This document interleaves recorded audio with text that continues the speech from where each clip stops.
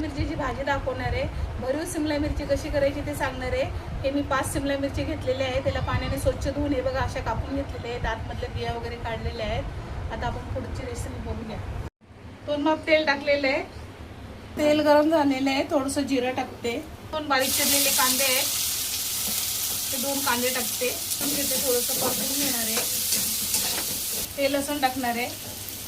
बारीक चिरलेला टोमॅटो आहे 2 करून घ्यायचं असं. धना पावडर 2 चम्मच, जिरा पावडर 2 चम्मच, 1 चमचा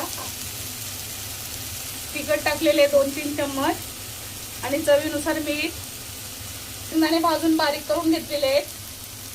मी हे 2 बटाटे टाकलेले आहेत. त्याला मॅश करून घेते. मॅश करून घ्यायचे याच्यामध्ये.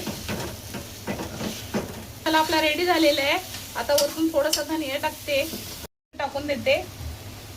याचा मसाला रेडी आहे. ह्याला थोडं गार होऊ दे. उद्या आपण मिक्स करून घेते. मसाला माझा रेडी आहे. आता आपण शिमला मिरची मध्ये भरूया.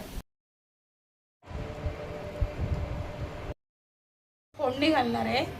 जो मसाला उरलेला आहे हा मसाला तेलामध्ये टाकते आणि याला भाजून घेणार आहे. मीठ टाकणार आहे.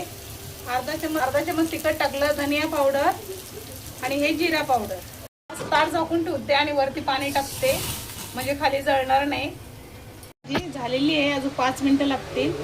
बघूया कशी होते ते. माझी शिमला मिरची झालेली आहे. अशी रेसिपी करून बघा. पूर्ण मसाला आतमध्ये आहे. बघा किती मस्त झालेली आहे. आवडली तर शेअर करा, कमेंट करा, लाईक करा.